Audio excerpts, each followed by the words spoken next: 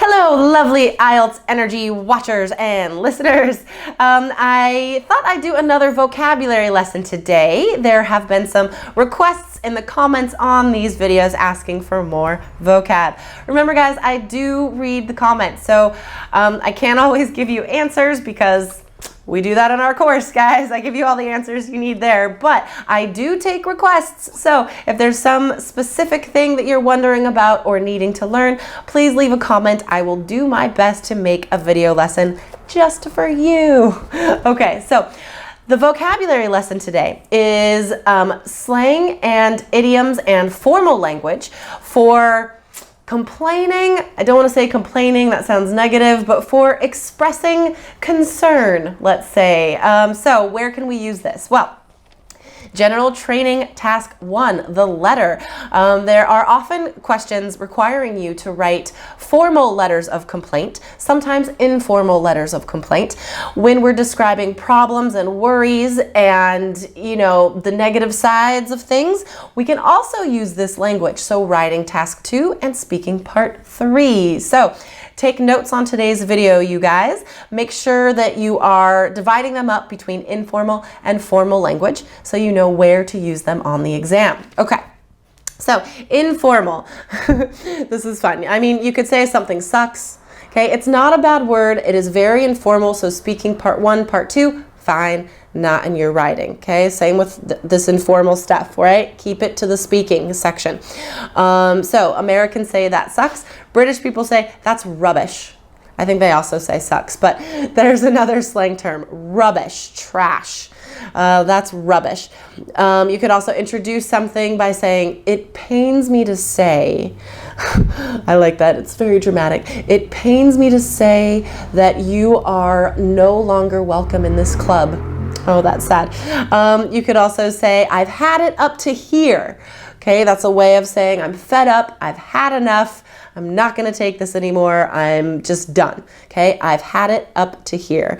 If you're feeling panicky, you could say, I'm freaking out, or I'm going mental. Going mental is more British English. They mean the same thing, guys. Like, I'm going crazy because I'm so frustrated and angry right now. Okay, so freaking out, going mental. Last one, you could just say, I can't take it anymore. That phrasal verb, take it. Okay, that's what satisfies that flexibility of language that we are required to give for a 7 or higher. All right, let's move into the formal list now.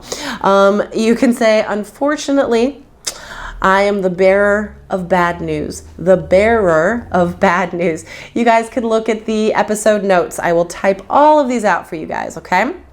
You could also say, forgive me for saying, but, okay, we often apologize before we say negative things. So forgive me for saying this, but your behavior is not suitable for our place of work.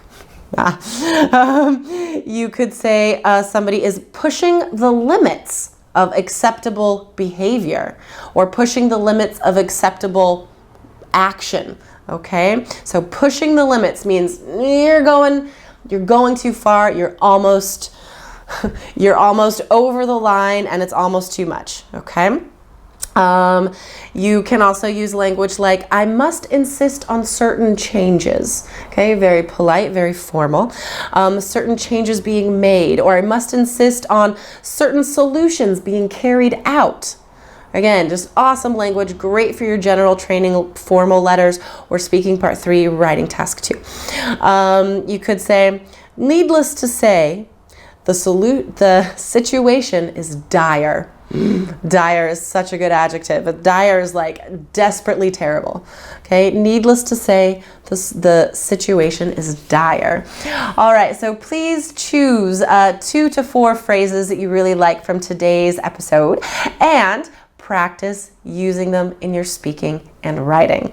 All right, if you want more tips on how to satisfy the requirements for a 7 or higher, please check out our online IELTS course, available now, 3 Keys IELTS, at allearsenglish.com/KEYS. All right, that's it for me today. Thanks for watching and have a wonderful day.